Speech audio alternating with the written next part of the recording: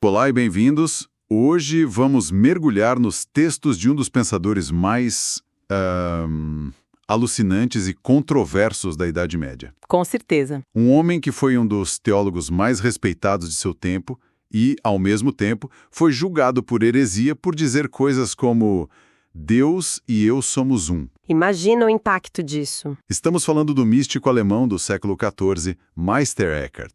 E a fonte que a gente tem em mãos é uma coleção dos sermões dele. Isso é fundamental porque não são tratados filosóficos para uma elite acadêmica, né? Certo, ele não estava escrevendo para outros professores. Exato. Ele estava pregando para pessoas comuns, em alemão, e tentando comunicar ideias que estão no limite absoluto do que a linguagem pode expressar. Então a missão aqui é tentar seguir essa trilha de migalhas lógicas que ele deixa para trás. Isso. Uma trilha que aponta para uma experiência que, segundo ele, está além de qualquer lógica. Certo. Vamos desempacotar isso. Para começar, as fontes deixam claro que Eckhart não era um monge isolado numa caverna. De jeito nenhum. Ele era um produto do seu tempo, o auge da escolástica, aquele movimento que tentava provar a fé com a lógica de Aristóteles. Como é que a mesma pessoa consegue ser um lógico rigoroso e, ao mesmo tempo, um místico que fala de silêncio e vazio? Essa é a genialidade e o perigo de Eckhart, né? Ele usa as ferramentas da escolástica, a filosofia mais afiada da época. As ferramentas do inimigo, quase. Tipo isso. Mas ele usa não para construir um sistema teológico seguro, mas para desmontar as nossas certezas. Ele usa a razão para mostrar os limites da própria razão. Para ele, o misticismo não era sobre ter visões ou êxtases emocionados, como talvez para outros místicos da época. O misticismo dele é chamado de especulativo. E o que significa especulativo nesse contexto? Significa que ele parte de uma experiência interior, uma percepção direta, e depois usa o intelecto para tentar mapear esse território. Entendi. E essa ênfase no intelecto parece ser a chave de tudo. As fontes mencionam a rivalidade entre as ordens religiosas da época, os dominicanos e os franciscanos. Sim. Isso parece um detalhe histórico, mas para Eckhart é o ponto de partida. É o ponto de partida de tudo. De forma bem simplificada, era um debate sobre o que é mais importante na alma humana, a cabeça ou o coração. A razão ou a emoção? Exatamente. Para os franciscanos, a potência mais elevada era a vontade, o querer, e, portanto, o amor. O caminho para Deus era amar. Ok. Para os dominicanos, como Eckhart e Tomás de Aquino, a primazia era do intelecto, o conhecer, o entender. Mas Eckhart leva isso a um extremo que nem Tomás de Aquino ousou ir. Como assim? O que ele faz de tão diferente? Olha, para a maioria dos pensadores da época, a lógica era: Deus existe e, por ser um ser perfeito, ele também sabe tudo. Certo, faz sentido. Eckhart vira isso de cabeça para baixo. Ele basicamente diz que o próprio ato de conhecer, de entender, é o que cria o ser. Uau, peraí. É isso. Para ele, o pensamento não é algo que Deus faz, é o que Deus é. A própria autopercepção divina é o fundamento de toda a realidade. É uma ideia vertiginosa que muda completamente as regras do jogo. Se o ato de conhecer é o que constitui o ser de Deus, então a nossa forma de nos unirmos a Ele também tem que ser pelo conhecimento, e não pelo amor ou pela vontade. É isso. Precisamente. E isso nos leva diretamente a uma das suas ideias mais famosas e, francamente, mais estranhas: o nascimento de Deus na alma. Certo. Ele pega a ideia do nascimento de Cristo e a internaliza de uma forma radical. Ele cita Santo Agostinho: de que me serve que este nascimento ocorra sempre, se não ocorrer em mim? Que ocorra em mim é o que importa. Ok, mas o que isso significa na prática? Ele não está falando de um evento literal, imagino. É uma metáfora para quê, exatamente? Para se tornar uma boa pessoa? É muito mais profundo do que isso. É um despertar para uma realidade que já existe dentro de nós. Ele diz que esse nascimento acontece no que ele chama de Seelengrund, o fundo da alma. O fundo da alma. Para entender isso, podemos usar uma metáfora moderna. Pense na sua mente consciente como a tela de um computador, cheia de programas abertos. Seus pensamentos, suas emoções. Suas memórias, seus medos. Tudo isso. É o software que está rodando. Eckhart diz que por baixo de tudo isso existe o hardware puro, a eletricidade silenciosa da placa-mãe que permite que tudo funcione. Essa é a centelha da alma. Entendi, ela não é um programa, não é um pensamento, não é uma emoção. Não, é a própria fonte, intocada por qualquer coisa que aconteça na tela. Uma parte de nós que não é afetada pelo caos do dia a dia. Uma espécie de santuário interior. Mas se esse fundo da alma já é divino e está sempre lá, por que esse nascimento não acontece para todo mundo o tempo todo? O que está bloqueando? O barulho. Todo o software rodando.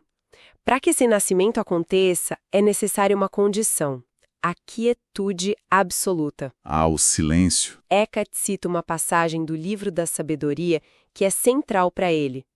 Quando todas as coisas jaziam em meio ao silêncio, então desceu até mim, do alto, do trono real, uma palavra secreta. Lindo. E o silêncio que ele descreve não é apenas ficar quieto por alguns minutos.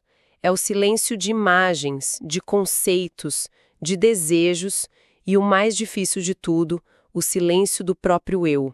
Isso tudo é muito abstrato. Fico me perguntando como alguém, na prática, chegaria a esse silêncio absoluto.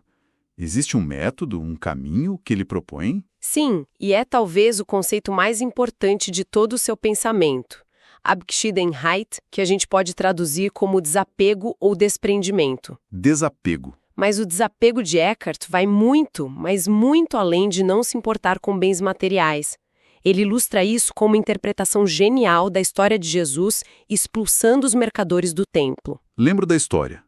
Jesus fica furioso com as pessoas vendendo animais e trocando dinheiro na casa de Deus. Para Eckhart, quem são esses mercadores? Para ele, os mercadores somos todos nós que tentamos negociar com Deus. Como assim? São as pessoas que fazem boas obras, que rezam, que jejuam, que dão esmolas, mas com uma intenção oculta de receber algo em troca. Eu faço isso, Deus, para que o Senhor me dê o céu. Ou para que o Senhor me ajude naquele negócio. Exato. Eles transformaram o templo, a própria alma, no mercado de trocas. Eckhart diz que Deus não quer negociar. A verdadeira espiritualidade é agir sem porquê. Sem porquê. Essa é uma expressão poderosa. Ele diz que, assim como o sol brilha sem perguntar para quem devo brilhar, a pessoa justa simplesmente age. Isso. A bondade flui dela sem um motivo ulterior, sem buscar recompensa. A vida vive por si mesma. Não pergunta por que viver. Pois é. E essa atitude de sem porquê é a essência do que ele chama de pobreza de espírito. E ele leva essa ideia de pobreza a um nível que, olha, desafia a nossa compreensão. As fontes detalham 3 estágios de pobreza, e cada um é mais radical que o anterior. Certo. Vamos analisar isso com calma. Qual é o primeiro nível dessa pobreza radical? O primeiro nível é ser um homem que nada quer. Isso já é incrivelmente difícil. Não significa apenas não querer um carro novo ou uma promoção. É não ter vontade própria. Isso. Mas aqui vem o ponto que choca. Nem mesmo ter a vontade de cumprir a vontade de Deus. Espere um pouco. Não querer cumprir a vontade de Deus? Isso soa como heresia, não como o ápice da espiritualidade. Como ele justifica algo tão radical? Porque, para ele, no momento em que você diz eu quero cumprir a vontade de Deus, ainda existe um eu que quer algo. Ainda há uma separação. Ah, entendi. A verdadeira pobreza é estar tão vazio de vontade que a vontade de Deus não é algo que você faz, mas algo que flui através de você sem resistência. Você se torna o instrumento, não o agente. É uma entrega total. Tão total que o seu querer individual simplesmente desaparece. Ok, isso já é de uma profundidade imensa. Mas ele não para por aí. Qual é o segundo nível? O segundo nível é ser um homem que nada sabe. E, de novo, isso pode ser mal interpretado. Ele não está elogiando a ignorância. Ele, um dos homens mais cultos de seu tempo. Claro, não faria sentido. Então, o que significa nada saber? É esvaziar a mente de todo o conhecimento? É esvaziar a mente do seu conhecimento.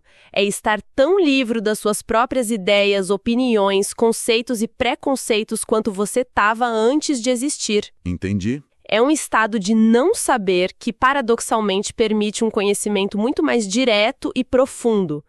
É parar de tentar encaixar Deus e a realidade nas suas caixinhas mentais, sabe? É permitir que a realidade se revele como ela é, sem o filtro do nosso intelecto. Isso, uma espécie de humildade intelectual levada ao extremo. Seja o mais desafiador de todos. Um homem que nada tem. O que mais falta entregar se a pessoa já não quer e não sabe nada? Essa é a virada de mestre de Eckhart. Ter nada é mais radical do que querer nada ou saber nada.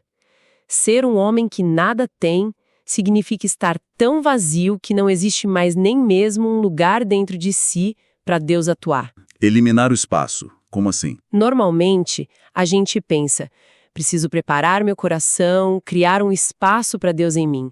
Eckhart diz, não, elimine até mesmo o espaço. Uau! Nesse vazio absoluto, não há mais um eu que recebe e um Deus que dá. A dualidade colapsa. Certo. O próprio Deus se torna a obra, e a distinção entre a alma e Deus se dissolve. Não há mais sujeito e objeto, é o fim da separação.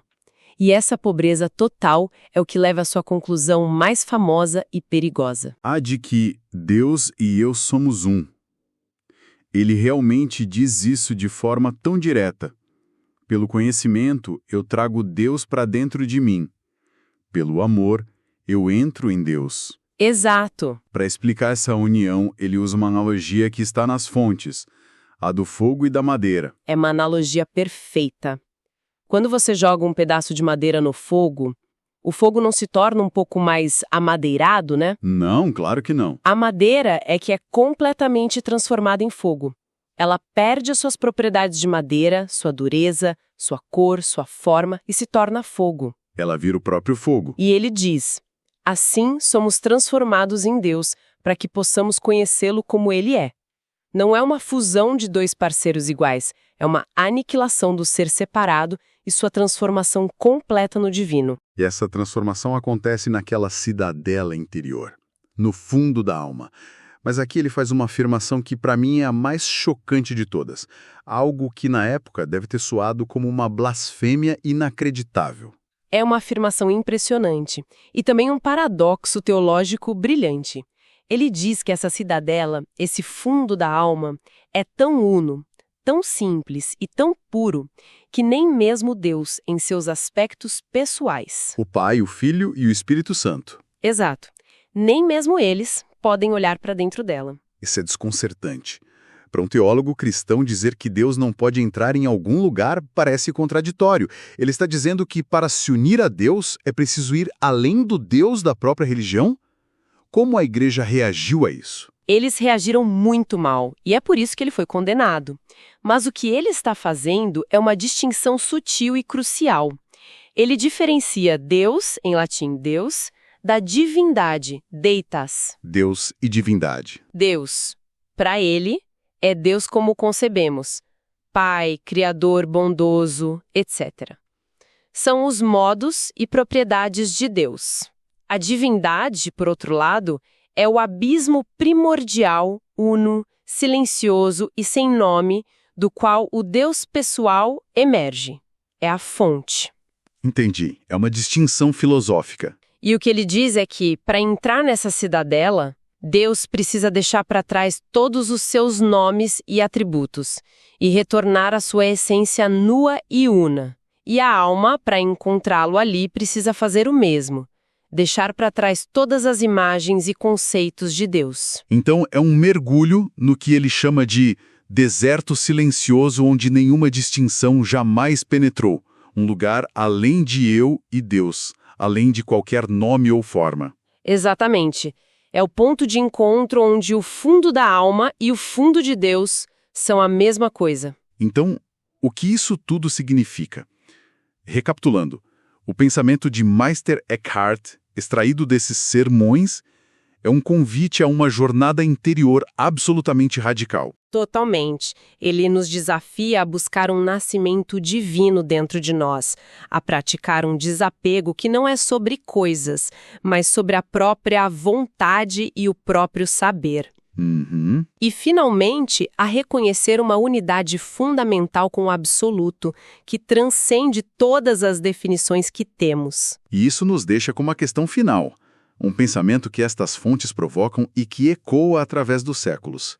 É sobre a natureza da identidade. Certo. Se Eckhart está certo, se o fundo da alma, a parte mais real e verdadeira de uma pessoa, está além do tempo, do espaço e é, em essência, indistinguível do divino, o que isso realmente significa sobre ser um eu individual? Boa pergunta. Se a nossa essência mais profunda é una com o todo, o que é então essa identidade separada que vivenciamos todos os dias, com nosso nome, nossa história e nossas preocupações? É a pergunta fundamental. O que somos nós, para além da história que contamos sobre nós mesmos? Uma questão que certamente fica para reflexão.